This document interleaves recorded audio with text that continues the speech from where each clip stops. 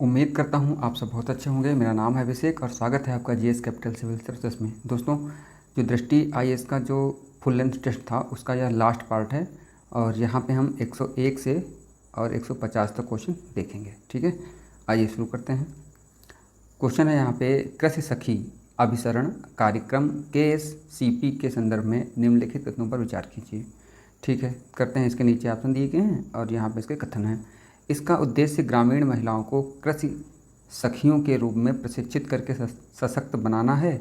बिल्कुल सही बात है। जो KSCP है यानी कृषि सखी अभिसरण कार्यक्रम है, उसमें महिलाओं को कृषि सखियों के रूप में प्रशिक्षित करना है। बिल्कुल सही बात है। इसमें पैरा एक्सटेंशन वर्कर्स के रूप में कृषि सखियों का प्रमाणन और उन्हें कृषि के आवश्यक ज्ञान प्रदान करना शामिल है। तो ये वाला भी बिल्कुल सही है। तो इसमें क्या हो जाता है, हमारा ऑप्शन सी वाला, ये दोनों सही हो जाते हैं। हाल ही में नहीं, लखपति दीदी पहल शुरू हुई थी, है ना, तो वो इसी से प्रेरित है। ठीक ना। अगला क्वेश्चन देखते हैं। यहाँ पे श्रेणी है, यहाँ पे विजेता हैं।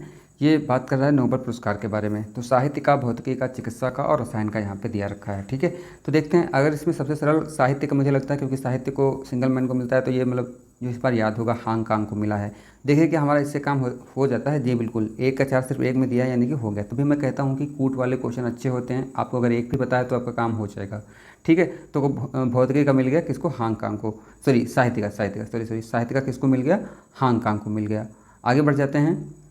अब देखिए भौतिकी का किसको मिला है इस बार। तो देखिए यहाँ पे कौन से दे रखे हैं, हाफील्ड दे रखे हैं। ठीक ना।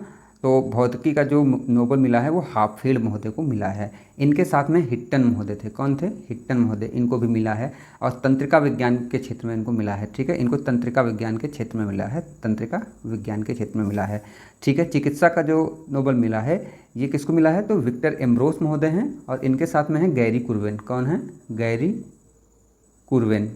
ठीक है, और इनको फिजियोलॉजी मेडिसिन के क्षेत्र में इनको मिला है। ठीक है, अब बढ़ जाते हैं फिर रसायन विज्ञान। तो इनको डेविड बेकर महोदय को मिला है। ये तीन लोगों को मिला है। और हस्बिस हैं, बेकर, हस्बिस और जम्पर। ठीक, ये शॉर्ट नाम हम बता रहे हैं, जम्पर। इनको मिला है प्रोटीन संरचना के उसमें, प्रोटीन संरचना। ठीक है, तो ये चीज़ें हो गई। अच्छा, ये हांगकांग तो पता थी दक्षिण कोरिया की हैं, दक्षिण कोरिया। ठीक, तो ये सब हो गया। अच्छा, नोबेल प्राइज़ के बारे में तो पता ही है ना। ये पहली बार कब, 1901 में पहली बार दिए गए थे 6 श्रेणियों में। ठीक है, ये एक नोबेल जो अर्थशास्त्र का नोबेल बाद में जुड़ता है। तो बढ़ जाते हैं। अर्थशास्त्र कब आता है, 1968 में। ठीक, 1968 में अर्थशास्त्र का इसमें काउंट किया जाता है।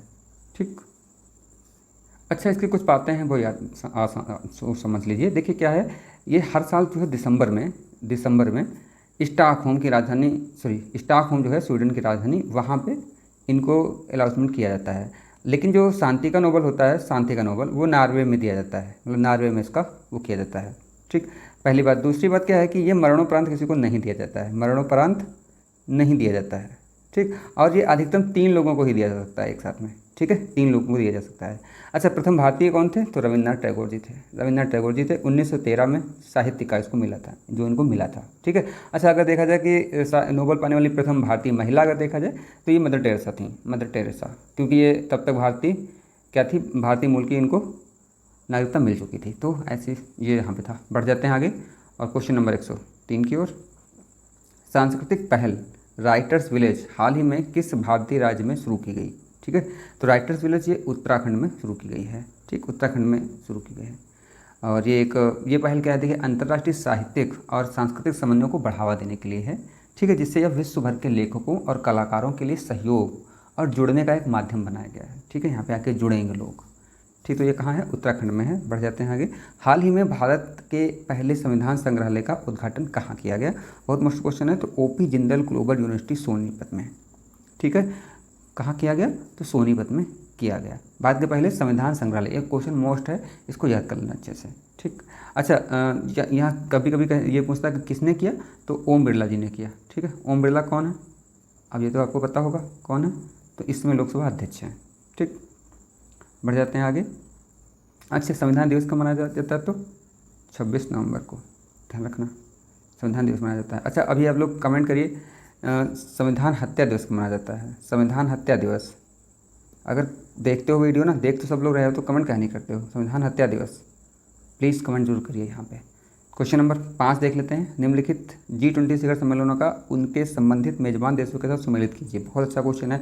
21 में, 22 में, 23 में, 24 में। तो देखिए सबसे पहले 21 देखते हैं। तो 21 रोम इटली में हुआ था। ठीक है, रोम की राजधानी, सॉरी इटली की राजधानी रोम में होस्ट किया गया था। 22 वाला कहाँ किया गया था बताइए? 22 और बाली कहाँ है? तो इंडोनेशिया में। ठीक है। 23 वाला कहाँ किया गया था? नई दिल्ली में। ठीक है। और 24 वाला कहाँ किया गया था? तो ब्राज़ील में, अभी हाल ही में, है ना। यहाँ क्या, रियो डी जेनेरियो इनकी, इसकी राजधानी है जेनेरियो में। ठीक। तो देखिए अगर हमको ए वाला पता था, 21 वाला इटली में, तो मेरा काम हो जा रहा था। ठीक, समझ में आई बात? एक से ही काम हो जा रहा था। बढ़ जाते हैं आगे क्वेश्चन नंबर 6 की ओर। हाल ही में समाचारों में दिखाई देने वाले ऑपरेशन द्रोणागिरी निम्नलिखित में से किसके तहत एक पायलट परियोजना है? ठीक है। तो ये जो है राष्ट्रीय भू स्थानिक नीति 2022 के तहत ऑपरेशन द्रोणागिरी राष्ट्रीय भू स्थानिक नीति 2022 के तहत शुरू की गई पायलट जो परियोजना है, ताकि यह प्रदर्शित किया जा सके कि जो भू स्थानिक प्रौद्योगिकियां हैं और जो नवाचार हैं जीवन की गुणवत्ता और ईज ऑफ डूइंग बिजनेस में किस प्रकार से मतलब सहयोग कर सकते हैं, उस किस प्रकार से सहायता करते हैं। समझ में आई बात? तो ये था। निम्नलिखित में से कौन सी भारतीय महिला फोर्ब्स की विश्व की सबसे शक्तिशाली महिला 2024 सूची में शामिल हुई? ठीक है। तो यहाँ पे रोशनी नाडर मल्होत्रा जी। ठीक। अच्छा, भारत से टोटल 3 ही महिलाएं इस बार हैं, मतलब अभी क्या। तो इसमें जो कौन कौन सी हैं, एक तो भारत की वित्त मंत्री जो है निर्मला सीतारमण। ठीक। और दूसरी कौन है? किरण मजूमदार शाह। ठीक, ये 2 और ये तीसरी, इनको ध्यान रखना। क्वेश्चन नंबर 108 की ओर बढ़ जाते हैं। हाल ही में समाचारों में देखे गए माधव गाडगिल के संदर्भ में निम्नलिखित कथनों पर विचार कीजिए। अच्छा देखिए भाई, उन्हें वर्ष 2024 में, देखिए जो उसके यहाँ पे दे रखे हैं ऑप्शन, हाँ, उन्हें वर्ष 2024 में संयुक्त राष्ट्र पर्यावरण कार्यक्रम UNEP के champions of the earth award से सम्मानित किया गया। बिल्कुल सही बात है। 2024 का champions of the earth award Madhav Gadgil ji को दिया गया है। उनका पर्यावरणीय कार्य मुख्य रूप से पश्चिमी घाट क्षेत्र पर केंद्रित था। हाँ, ये भी सही है। तो हमारे ऑप्शन के अनुसार सी वाला यानी 1 और 2 दोनों सही हो जाएगा। ठीक है। तो UNEP 1972 में बना था। ठीक। Dalai Lama secret to happiness नामक पुस्तक के लेखक कौन है? ठीक है, बहुत मोस्ट है। डॉक्टर दिनेश साहरा है। कौन है? डॉक्टर दिनेश साहरा लिखा है यहाँ, लेकिन साहा है, ये ध्यान रखना, मिसप्रिंट हो गया। ये दिनेश साहा है। अब बस शायद सारा, मैंने तो साहा पढ़ा है, कुल मिला के ध्यान रखना। ठीक है।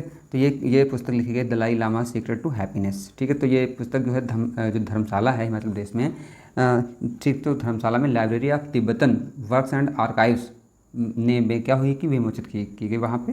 और ठीक, दलाई लामा पे ये लगभग पुस्तक आधारित है। उनकी करुणा, शांति, प्रसन्नता, इसके मूल्यों के बारे में इस पर बात की गई है। ठीक है। बढ़ जाते हैं आगे क्वेश्चन नंबर 110 की ओर। 18वें प्रवासी भारतीय दिवस सम्मेलन का विषय क्या है? तो क्या विषय है?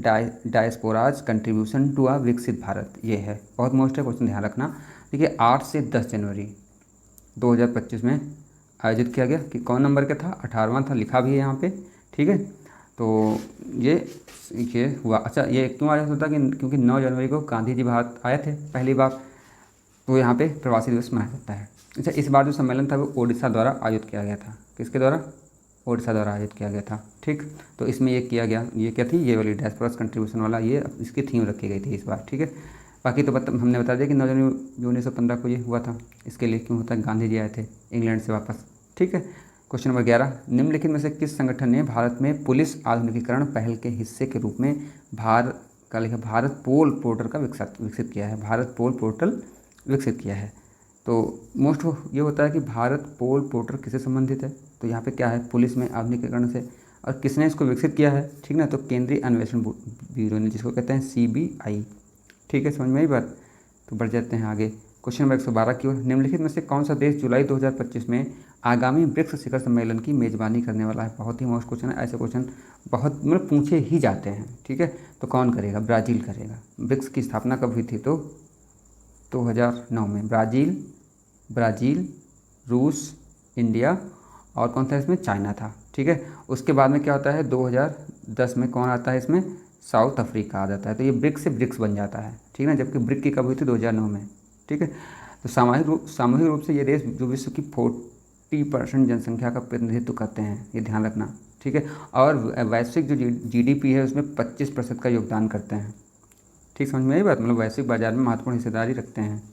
ठीक, अच्छा इसमें खास बात क्या है, ये बहुत मोस्ट चीज़ है, मैं बता देता हूँ करंट में, कि अभी 2025 में 24 में 6 नए सदस्य देश इसमें शामिल हुए हैं। तो कौन कौन से हैं, तो ध्यान रखो, एक तो मिस्र है, इथोपिया है, ये क्वेश्चन बनने की संभावना बहुत मोस्ट है, इथोपिया है, इंडोनेशिया है, ईरान है, और सऊदी अरब है, और कौन सा है, एक है यूएई। ठीक है, तो ये चीज़ें हैं, इसको ध्यान में रखना। अभी इस पर और भी जो रिपोर्ट्स आएंगी उसके बारे में बताएंगे। तो 25 में कहाँ होगा, रियो डी जेनेरियो में आयोजित किया जाना प्रस्तावित है, और अध्यक्षता भी कौन करेगा, तो रियो डी जेनेरियो में यानी कि ब्राज़ील ही करेगा। ठीक है, अच्छा इसमें इसका क्या है कि इसमें ब्रिक्स का एक जो मोटिव है वो क्या है, ग्लोबल साउथ का मोटिव है।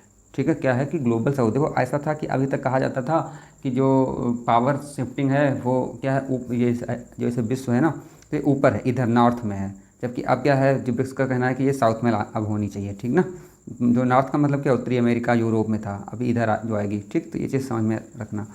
आगे है क्वेश्चन नंबर 113 देखते हैं, सॉरी यहाँ पे मैंने बहुत सारा कर दिया, सही कर देता हूँ। हाँ, निम्नलिखित में से किस शहर ने अंतर्राष्ट्रीय पक्षी महोत्सव 2025 की मेज़बानी की, बहुत मोस्ट क्वेश्चन है, किसने की भैया, तो प्रयागराज ने की है, बहुत ही मोस्ट क्वेश्चन है। अंतर्राष्ट्रीय पक्षी महोत्सव जो है वो 16 से 18 फरवरी 2025 में मनाया गया यूपी में, और महाकुंभ 2025 का समारोह था, इसी के तहत किया गया, महाकुंभ भी चल रहा था। ठीक है, इस 3 दिवसीय जो कार्यक्रम का उद्देश्य क्या था कि पक्षी संरक्षण, जैव विविधता के प्रति जागरूकता और इको पर्यटन को बढ़ावा देना। ये 3 चीज़ ध्यान रखना, पक्षियों का संरक्षण, जैव विविधता के प्रति जागरूकता और इको पर्यटन को बढ़ावा देना। ठीक है, तो ये था, यहाँ पे बढ़ जाते हैं आगे क्वेश्चन नंबर 14 की ओर, देखते हैं क्या है। भारत के पहले बायोपॉलिमर संयंत्र की आधारशिला हाल ही में निम्नलिखित में से किस जिले में रखी गई, तो ये कहाँ रखी गई, ये लखीमपुर खीरी में रखी गई। ठीक ना, 22 फरवरी 2025 को यूपी के जो मुख्यमंत्री थे वो लखीमपुर जिले के कुंभी गांव में, ठीक है, कहाँ, कुंभी गांव में भारत के पहले पॉलीमर संयंत्र की आधारशिला रखी। ठीक है, अच्छा इसमें जो है बलरामपुर जो शुगर मिल है ना, बलरामपुर शुगर मिल, ये सहयोग कर रहा है। ठीक है, जो इसके द्वारा ही विकसित किया जाएगा। ठीक, तो यहाँ पे क्या होगा कि संयंत्र का क्या उद्देश्य है। अच्छा ये आप लोग पढ़ रहे होगे बायोपॉलिमर संयंत्र, तो इसका मतलब समझते हो, इसमें ऐसी प्लास्टिक बनाई जाएगी जो बायोडिग्रेडेबल होगी, मतलब जो पर्यावरण के लिए अनुकूल होगी। कम से कम जो प्लास्टिक्स अभी हैं वो कहाँ अनुकूल हैं, वो कभी ख़त्म ही नहीं होती हैं, है ना। तो इस तरीके से यहाँ पे बात की, जैसे पॉलीमर से बने जो बैग, बोतल, प्लेट, कप जैसी वस्तुएँ हैं, ये प्राकृतिक रूप से जो है 3 से 4 माह में विघटित हो जाएंगी, जो बायोपॉलीमर की बनी होंगी। वैसे जो अभी हैं वो कभी विघटित होती ही नहीं है, मतलब हाँ, हमारे दादाजी ने अगर जो किसी प्लास्टिक का यूज़ किया था, ब्रश किया था, वो आज भी है यहाँ पे, क्या वायुमंडल में अपने मतलब पृथ्वी पे है, मौजूद है, वो कभी ख़त्म ही नहीं होता है। निम्नलिखित में से किस प्राकृतिक स्थल को हाल ही में न्यूजीलैंड की संसद द्वारा कानूनी व्यक्तित्व यानी कि लीगल पर्सनलहुड प्रदान किया गया, कि मतलब कहते हैं जैसे कोई प्राकृतिक स्थल है उसको क्या कहा गया कि ये मानव के रूप में मानवीकृत कर दिया गया और उसको कानूनी मान्यता भी दी गई, ऐसा कह रहा है। ठीक है, तो कौन है ये तारी नाकी मोंगा, ये क्या है, ये पर्वत है। ठीक है, कहाँ है, न्यूजीलैंड में, तो पता ही है। ठीक, तो अच्छा न्यूजीलैंड का ये दूसरा सबसे ऊंचा पर्वत है। ठीक है, तो इसको कानूनी मान्यता में लीगल पर्सनहुड के जो है दर्जा दिया गया। अच्छा क्यों दिया गया, इसकी क्या अवधारणा है, अवधारणा यही है कि प्राकृतिक जो संस्थाओं को कानूनी अधिकार और सुरक्षा प्रदान करती है। ठीक है, इसलिए कि कुछ भी यह जो निर्णय था, ये जो माओरी लोग हैं वहाँ के, कौन है, माओरी वहाँ की एक जनजात है, माओरी लोग जो हैं, माओरी लोग हैं, माओरी लोगों के जो प्रकृति के साथ जो उनका मेल मिलाप है उसको देख के भी ये किया गया है। ठीक है, हाँ, तो आध्यात्मिक संबंध को उनके देखते हुए बड़ी मान्यता ये ली गई। अच्छा इससे पहले क्या था, वांगानुई, क्या था, वांगानुई ये नदी थी, 2017 में इसको दिया गया था दर्जा। ठीक ना, और फिर एक था यहाँ का उरेवेरा पार्क, इसको भी दर्जा दिया गया था। ठीक, बढ़ जाते हैं आगे। हाल ही में शुरू किए गए स्वावलंबनी कार्यक्रम का मुख्य उद्देश्य क्या है, मुख्य उद्देश्य क्या है, पूर्वोत्तर भारत में उच्च शिक्षा संस्थानों में महिलाओं को सशक्त बनाना। बहुत ही मोस्ट, देखिए 2-3 चीज़ें मैं बताऊंगा। एक तो डिजिट वाला जो भी कंटेंट है, मतलब अंकों वाला, वो आपको बिल्कुल रटा होना चाहिए, चाहे वो पारंपरिक जीएस से हो चाहे वो करंट से हो। दूसरा, अगर करंट में भी या जीएस में भी कहीं पे अगर महिलाओं पे जोर दिया जा रहा है तो वो चीज़ें भी आपको याद होनी चाहिए, और करंट तो खास करके, है ना। तो ये क्वेश्चन क्या है, पूर्वोत्तर में, अच्छा एक तो यहाँ पे फीमेल जुड़ गई, दूसरा पूर्वोत्तर भी बहुत मोस्ट रहता है। तो पूर्वोत्तर भारत में उच्च शिक्षा संस्थानों में महिलाओं को सशक्त बनाना है स्वावलंबनी कार्यक्रम का महत्व। ठीक है, जैसे कि असम है, मेघालय है, मिजोरम है, इनमें क्या है कौशल विकास और उद्यमिता मंत्रालय द्वारा और साथ साथ में नीति आयोग के सहयोग से एक महिला उद्यमिता पहल जिसका नाम क्या है स्वावलंबनी। इसका उद्देश्य क्या है कि उच्च शिक्षण संस्थानों में अध्ययनरत छात्राओं को सशक्त बनाना है। ठीक है, बात समझ में आई। बढ़ जाते हैं आगे।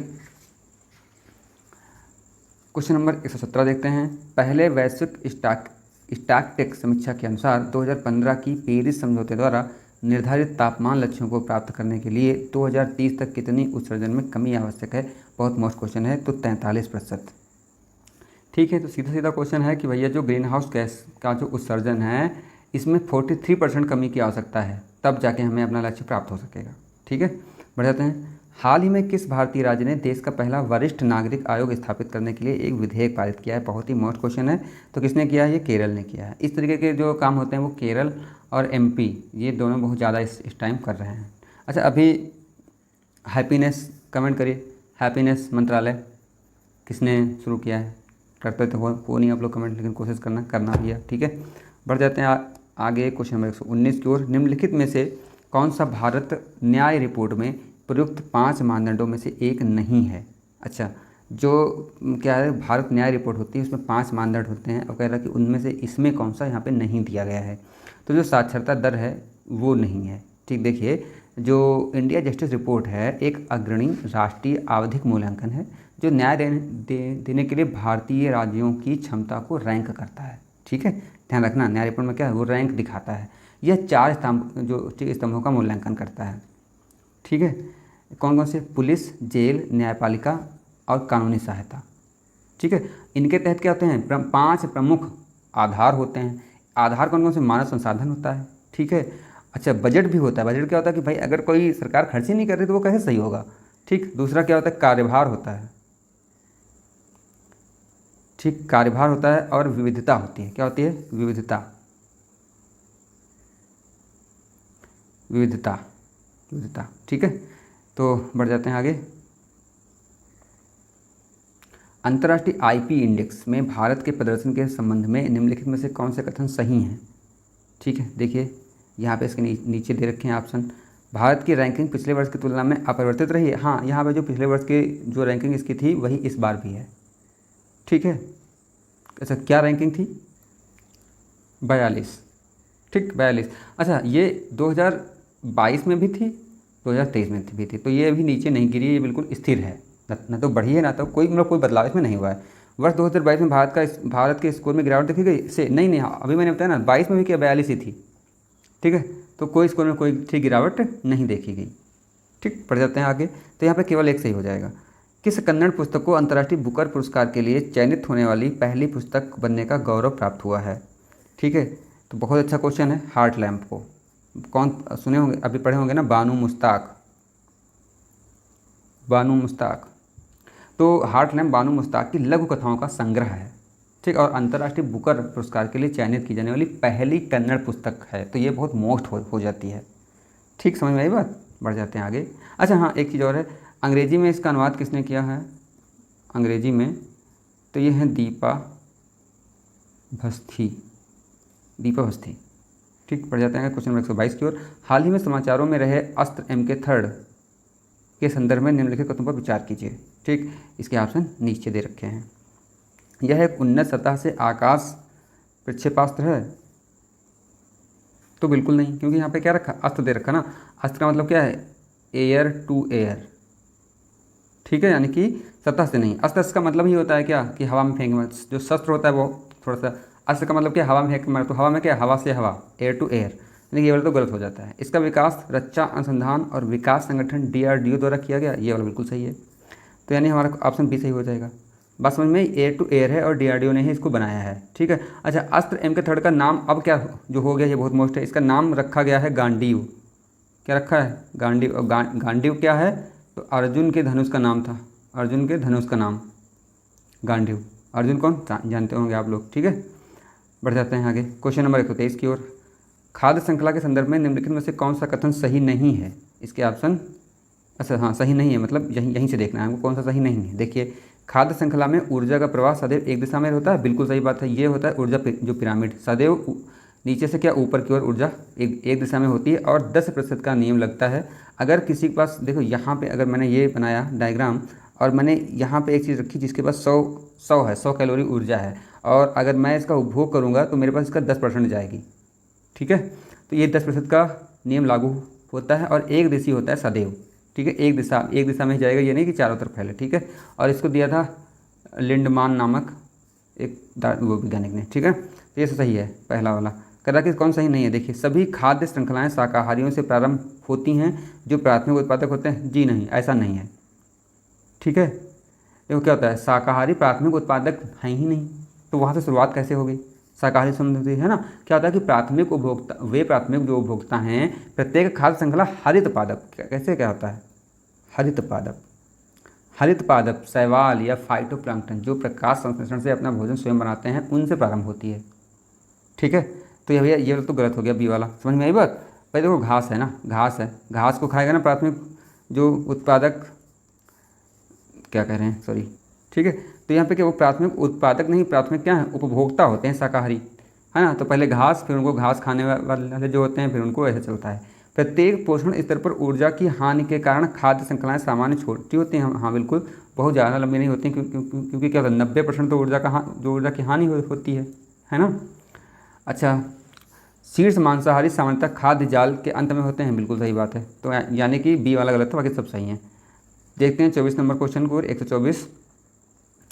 यहाँ पे देखिए आप बायोस्फीयर रिजर्व हैं और राज्य हैं, इनको मिलाना है। तो पंचमढ़ी कहाँ है, मध्य प्रदेश में है। देखिएगा एक से काम चलता है हमारा, बिल्कुल चल गया, ज़रूरत नहीं है बाकी पढ़ने की। 1 का 3 मिल गया, काम हो गया, लेकिन बाकी भी देख लो। तो ग्रेट निकोबार अंडमान निकोबार में होगा, सिंपल है, कंचनजंगा सिक्किम में है, नीलगिरी तमिलनाडु में है, तो इसमें कोई दिक्कत नहीं होगी। बढ़ते हैं 125 क्वेश्चन। और कौन सा प्रवाल व्यंजन के जोखिम को कम करने में सहायक होते हैं, ठीक है, बहुत अच्छा क्वेश्चन है। तटीय प्रदूषण में कमी, बिल्कुल सही बात, सहायक होते हैं कह रहे, ठीक है। नीचे हम हमारे ऑप्शन है भाई, जब तट पर प्रदूषण कम होगा तो भाई वो क्यों जो मरेंगे ना प्रवाल, ठीक, तो बिल्कुल सही बात है।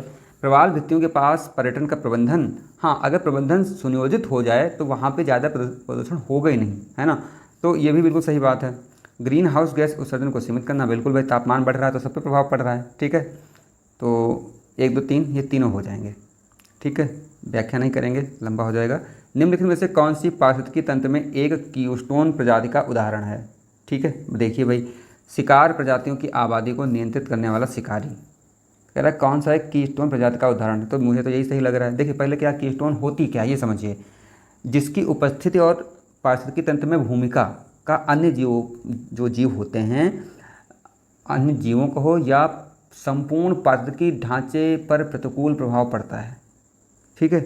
शिकार प्रजातियों की आबादी को नियंत्रित करने वाले शिकारी इसका विशिष्ट उदाहरण हैं। तो समझ रहे हैं इसमें क्या कह रहे हैं। देखो क्या होता है कि अगर पारिस्थितिकी संतुलन नहीं बनाया गया तो क्या होगा, सब खत्म ही हो जाएगा। जैसे एक चीज़ देखिए, जैसे जो समुद्री ऊदबिलाव होता है ना, वो समुद्री एक आर्चिन होता है, आर्चिन उसका शिकार करता है। अगर वो जो उसका शिकार ना करे, ठीक है, तो वो इतनी चराई करता है कि जो बाकियों के लिए कुछ मतलब बचेगा ही नहीं खाना, है ना। तो ये चीज़ें हैं कीस्टोन प्रजाति। तो यही वाला ऑप्शन हमारा हो जाता है। 27 नंबर क्वेश्चन देखते हैं। ये प्रमुख क्षेत्र हैं और ये यूएनएपी की पहल है, ठीक है। देखते हैं इस पर, यहाँ पे नीचे होगा मिलाना। तो क्लीन सीज कैंपेन, महासागरों में प्रदूषण प्लास्टिक, अच्छा ये सब दिया रखा है। और कह रहा है कौन सा सही सुमेलित है, ठीक है। तो यहाँ पे देखिए क्लीन सीज कैंपेन, महासागरों में प्लास्टिक प्रदूषण, ये तो सही बात है, यूएनएपी की पहल है। और क्लीन सीज का मतलब महासागर, सीज मतलब महासागर सब सारे, है ना। तो ये हो जाता है। दूसरा कहाँ गया ये, हाँ, फेथ फॉर अर्थ इनिशिएटिव, धार्मिक समूहों के साथ जुड़ाव, ये भी बिल्कुल सही बात है। तीसरा है प्लेनेट एक्शन, जैव विविधता के लिए उपग्रह मानचित्रण, नहीं ये गलत है। क्यों गलत है, क्योंकि ये यूएनईपी की पहल नहीं है, ये एक एनजीओ की पहल है, ठीक है, एनजीओ की पहल है। यानी कि हमारे पास 2 ऑप्शन 1 और 2 सही हो जाता है। निम्नलिखित में से कौन भारतीय संविधान के अनुच्छेद 22 के तहत निवारक निरोध का सबसे अच्छा वर्णन करता है। क्वेश्चन नंबर 28 देखिए यहाँ पे। तो न्यायालय द्वारा दोष सिद्धि के बाद निरोध, नहीं ऐसा नहीं है 22 में। दीवानी रेड, नहीं बिल्कुल नहीं, दीवानी मतलब नहीं। न्यायालय द्वारा परीक्षण और दोष सिद्ध के बिना हिरासत, हाँ बिल्कुल सही बात है, सी वाला सही है। क्या है कि जो निवारक निरोध का तात्पर्य क्या है, ऐसे व्यक्ति को बिना किसी न्यायिक प्रक्रिया या दोष सिद्ध के हिरासत में लेना जिसके बारे में प्रशासन को यह संदेह हो कि वह भविष्य में कोई ऐसा कार्य कर सकता है जो सार्वजनिक व्यवस्था, सुरक्षा या राज्य की अखंडता के लिए हानिकारक हो। थोड़ा लंबा हो गया, ठीक ना। इसका उद्देश्य क्या होता है कि किसी पूर्व अपराध के लिए दंड देना नहीं, बल्कि संभावित अपराध को रोकना होता है। ऐसा नहीं है कि हमें पता चल गया तो नहीं, रोकना होता है सिर्फ, ठीक है। तो यह एक सावधानीपूर्वक जो उपाय है जो संदेह के आधार पर लागू किया जाता है, न कि सिद्ध अपराध के आधार पर। तो भारत के संविधान का जो अनुच्छेद 22 है ऐसे निरोध के संदर्भ में कुछ विशेष सुरक्षा उपाय प्रदान करता है, जैसे हिरासत में लिए गए व्यक्ति को निरोध के कारणों की सूचना दी जाए कि हमको क्यों पकड़ा गया है, ठीक है। और क्या होगा कि उसे इसके विरुद्ध प्रतिनिधित्व करने का अवसर भी दिया जाएगा। पकड़ तो लेंगे आप, लेकिन बताएंगे कि भैया आपको हमने इसलिए पकड़ा है और आपको जो आप बताइए आप क्या कह रहे हैं अपने जो बारे में। तो ये हो गया। तो इसका मतलब सी वाला यहाँ पे सही हो जाएगा। थोड़ा सा लंबा हो जा रहा है, कोई बात नहीं। भारतीय संविधान किन दो सिद्धांतों के मिश्रण को दर्शाता है, ठीक है। तो अमेरिकी सर्वोच्चता और फ्रांसीसी धर्मनिरपेक्षता, ब्रिटिश संसदीय संप्रभुता और अमेरिकी न्यायिक संरचना, ये वाला बिल्कुल सटीक है। कहला कि किन दो सिद्धांतों को मिश्रण, हाँ बिल्कुल सही बात है। तो जानते हैं निःशुल्क और अनिवार्य बाल शिक्षा का अधिकार अधिनियम 2009 की संसद द्वारा किसके अनुसरण में अधिनियमित किया गया था, ठीक है। Question number 134। तो यहाँ पे सबको पता होगा आर्टिकल 21A, ठीक है। यहाँ पे क्या हुआ, RTE अधिनियम, राइट टू एजुकेशन 2009, आर्टिकल कौन सा था, 21A, ठीक है। क्या था, 6 से 14 वर्ष की आयु के सभी बालकों के लिए निःशुल्क और अनिवार्य शिक्षा को मूल अधिकार बना दिया गया, ठीक है। ठीक, इसके तहत ठीक है, बढ़ जाते हैं आगे। मूल कर्तव्यों के संदर्भ में निम्नलिखित कथनों पर विचार कीजिए। करूँगा भाई, इसके जो वो हैं ऑप्शन है वो कहाँ हैं, नीचे दिए गए हैं, नीचे, ठीक है। कह रहा है कि इनकी अनुप्रयोजता केवल भारतीय नागरिकों पर है, विदेशी नागरिकों पर नहीं। बिल्कुल सही बात है। हम कर्तव्य अपने लोगों से ही अपेक्षित होते हैं, दूसरों से नहीं। ये भारतीय संविधान के भाग 4, बिल्कुल 4 में है। मूल रूप से 10 मूल कर्तव्यों को संविधान में शामिल किया गया था। हाँ, अब कितने हैं, अब 11 हो गए हैं, ठीक है। तो अच्छा, 11 कब हुए थे, तो 86 संविधान संशोधन 2002 में एक और जोड़ दिया गया था, ठीक। तो बिल्कुल सही बात, यहाँ पे तीनों डी वाला सही हो जाएगा। क्वेश्चन नंबर 136 देखते हैं। राज्य की नीति के निर्देशक तत्वों के संदर्भ में निम्नलिखित में से कौन सा कथन सही नहीं है, ठीक। देखते हैं, ये राज्य के सामाजिक आर्थिक लक्ष्यों को दर्शाते हैं, बिल्कुल सही बात है। ये विशेष परिस्थितियों में न्यायालयों द्वारा प्रवर्तनीय है, बिल्कुल नहीं, प्रवर्तनीय ये बिल्कुल नहीं है। ये राज्य की इच्छा पर निर्भर करते हैं, ठीक है। इनका प्रयोग मूल अधिकारों की व्याख्या के लिए किया जा सकता है, बिल्कुल सही बात, कर सकते हैं। ये न्यायालय के निर्णय के अनुसार संविधान की मूल संरचना का हिस्सा है। हाँ, अगर ठीक न्यायालय कहता है तो सही है। तो कह रहा था कि कौन सा सही नहीं है, यानी कि बी वाला नहीं सही, बाकी सही है। निम्नलिखित में से कौन सा अनुच्छेद अपने विषय से सही मेल नहीं खाता, सम्मिलित नहीं है। क्या 21 में प्राण और दैहिक स्वतंत्रता है, तो बिल्कुल सही बात है। क्या 39A में दिल्ली के संबंध में विशेष उपबंध हैं, तो बिल्कुल सही बात है। क्या 148 में भारत का जो महान न्यायवादी है, तो नहीं, कौन है, कैग है, नियंत्रक और महालेखा परीक्षक है, ये गलत हो गया। 64 में क्या है, राज्य का मंत्रिपरिषद है, बिल्कुल। फिर महान न्यायवादी कहाँ है, न्यायवादी कहाँ है, 76 में है, ठीक। बढ़ जाते हैं आगे। निम्नलिखित में से कौन सा युग्म सही सम्मिलित नहीं है। बलवंत राय मेहता, क्या त्रिस्तरीय पंचायत व्यवस्था दी थी, बिल्कुल दी थी। अशोक मेहता, ठीक है। क्या नगर विकास सुधार दिया था, नहीं, ये द्विस्तरीय दिया था इन्होंने, ठीक है, द्विस्तरीय, मतलब ये वाला सम्मिलित नहीं है। दिनेश गोस्वामी समिति चुनाव सुधार संबंधित है, बिल्कुल है। और वीटी कृष्णामाचारी समिति, ये सामुदायिक विकास कार्यक्रम से, बिल्कुल सही बात है। तो कहते हैं कौन सम्मिलित नहीं है, तो हमको हमारा आंसर बी वाला मिल गया है, ठीक है। बलवंत राय मेहता कब आई थी, 57 में। अशोक मेहता 77 में। दिनेश गोस्वामी 1990 में, ठीक है। टी कृष्णामाचारी, ये आप लोग बताना कब आई थी, ठीक है। 149 नंबर क्वेश्चन देखते हैं। प्रधानमंत्री द्वारा त्यागपत्र देने पर मंत्रिपरिषद का क्या होता है, भाई वो भी क्या, अगर प्रधानमंत्री त्यागपत्र देता है तो मंत्रिपरिषद क्या हो जाएगी, भंग हो जाती है, ठीक। वास्तवता भंग हो जाती है, बिल्कुल सही बात है, ठीक है। आर्टिकल कौन सा होगा यहाँ पे, 75। बढ़ जाते हैं आगे क्वेश्चन नंबर 140 की ओर। संसद के किसी भी सदन में भारत के राष्ट्रपति के खिलाफ महाभियोग प्रस्ताव पेश करने से पहले कम से कम कितने सदस्यों द्वारा हस्ताक्षरित नोटिस की आवश्यकता होती है, ठीक है। कितने, उस सदन के 1/4 सदस्य, बस। भारत के जो राष्ट्रपति के विरुद्ध महाभियोग पेश करने से पहले जो प्रस्ताव पेश करने किया जाता है, तो प्रस्ताव पेश करने के इच्छुक सदन के कुल सदस्यों के कम से कम एक चौथाई होनी चाहिए और लिखित रूप से नोटिस पर हस्ताक्षर किया जाना चाहिए। लिखित रूप से, कोई ये नहीं कि हाथ जो उठा देना चाहिए। अच्छा, राष्ट्रपति को 14 दिन की नोटिस की अवधि भी दी जाती है। ठीक है, समझ में आई? अच्छा, ये क्यों क्या होता है, आर्टिकल 61 इसमें होता है और यह एक अर्ध न्यायिक प्रक्रिया होती है। ठीक है, और दोनों सदनों में समर्थन की आवश्यकता होती है, इसमें ध्यान रखना, दोनों सदनों में दोनों चीज़ें, 61 दोनों सदन, अर्ध न्यायिक व्यवस्था, ये सब पूरी चीज़ें याद रखना। निम्नलिखित में से विचार करिए भाई, नीचे दिए रखें इसके। वो राज्य विधेयकों को स्वीकृत देता है, क्या कहते हैं, राज्य विधेयकों को स्वीकृत देता है, बिल्कुल देता है भाई। जब जो उसके होते हैं राज्य विधेयक को स्वीकृत देना, जो आर्टिकल नहीं 200 उसमें देता है। फिर है संवैधानिक विफलता पर राष्ट्रपति को रिपोर्ट भेजना, बिल्कुल भेजता है। उच्च न्यायालय के न्यायाधीशों को पद की शपथ दिलाना, ऊपर उनसे कौन सा सही, यहाँ पर राज्यपाल, वही तो कन्फ्यूज हो रहे थे, कह क्या रहा है, राज्यपाल के संवैधानिक कर्तव्य हैं। क्या राज्यपाल उच्च न्यायालय के जो न्यायाधीश होते हैं उनको शपथ दिलाता है? तो नहीं, शपथ नहीं दिलाता। यह काम होता है उच्च न्यायालय के मुख्य न्यायाधीश को, स्टेट के चीफ जस्टिस को। ठीक है, तो ये गलत हो जाएगा, 1 2 हमारे सही हो जाते हैं, 1 और 2। अनुच्छेद 356 के तहत राष्ट्रपति शासन के संदर्भ में निम्नलिखित कथनों पर विचार करिए भैया। इसके नीचे ऑप्शन दिए रखे हैं। ठीक है, राष्ट्रपति उस समय विधानमंडल की शक्तियां संसद को सौंप सकते हैं जहां राष्ट्रपति शासन लागू हो। हाँ बिल्कुल, संसद के पास ऑटोमेटिक पहुंच जाती हैं जब 356 लग जाता है। अनुच्छेद 356, क्योंकि वहाँ पर राष्ट्रपति शासन होता है ना। अनुच्छेद 356 के अंतर्गत राष्ट्रपति शासन की घोषणा के लिए 2 महीने के भीतर संसदीय अनुमोदन की आवश्यकता होती है, बिल्कुल होती है। इस 6 महीने के विस्तार के साथ अनिश्चित काल तक जारी रखा जा सकता है, ऐसा तो नहीं है। ठीक है, यानी कि 1 और 2 सही होने चाहिए। हाँ, 1 2 सही हैं। देखिए क्या होता है कि एक बार मंजूरी मिलने के बाद राष्ट्रपति शासन 6 महीने तक रह सकता है। कितने? 6 महीने तक रह सकता है।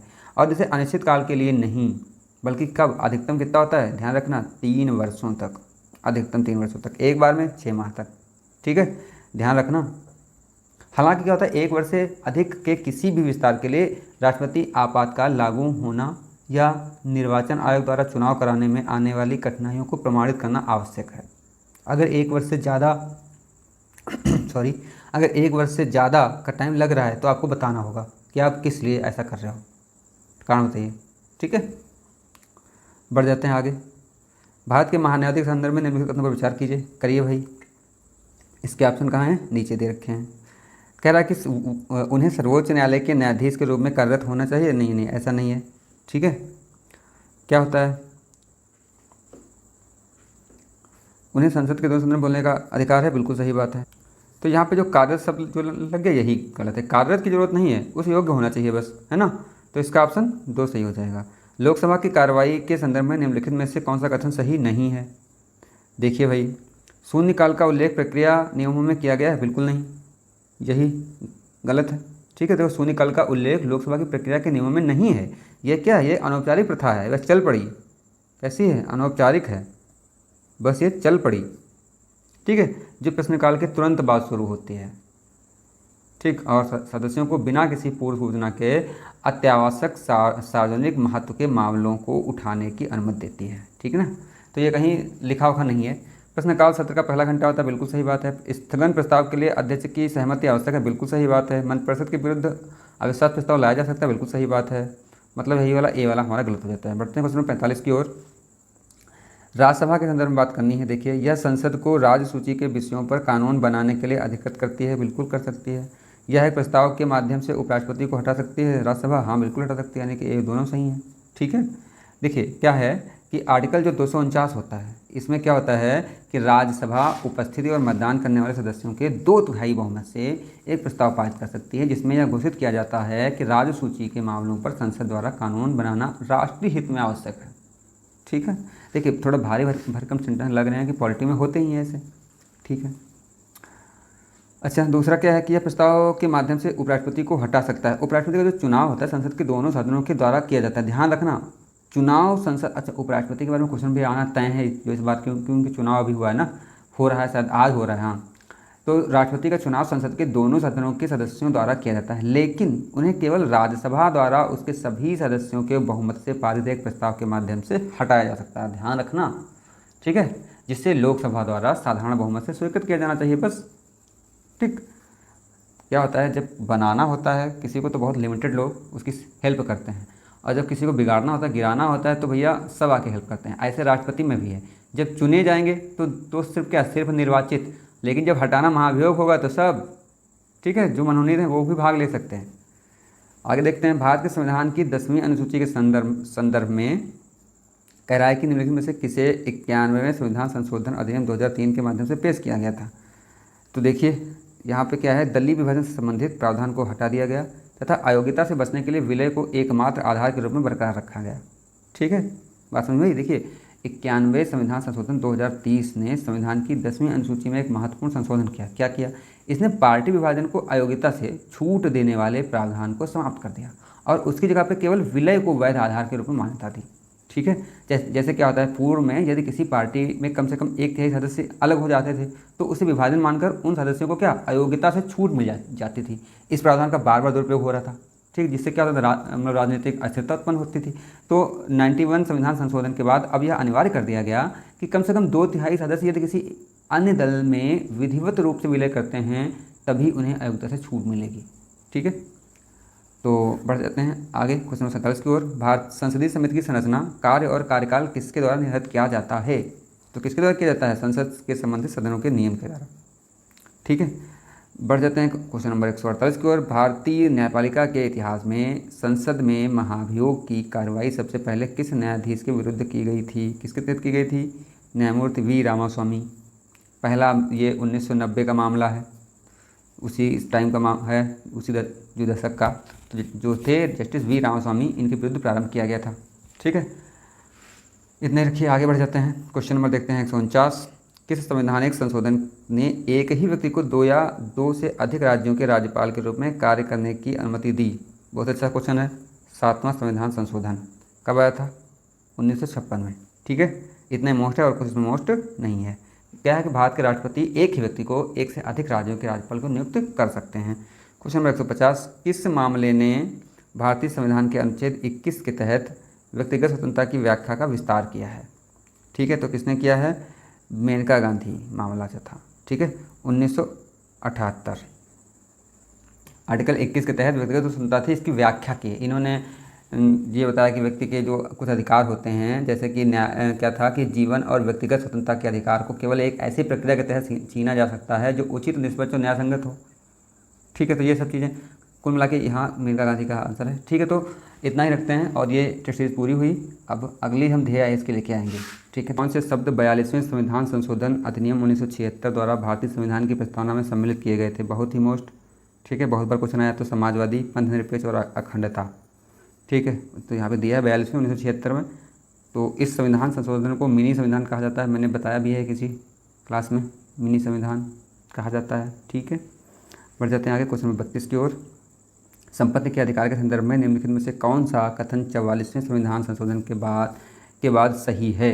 अच्छा, देखिए कौन सा सही है। तो नहीं, ये भी नहीं, ये वाला देखिए, भाग 12 के तहत एक संवैधानिक अधिकार है, बिल्कुल मूल अधिकार नहीं रहा, क्या हो गया, संवैधानिक हो गया। कब हुआ था, 1978 में। ठीक, बढ़ जाते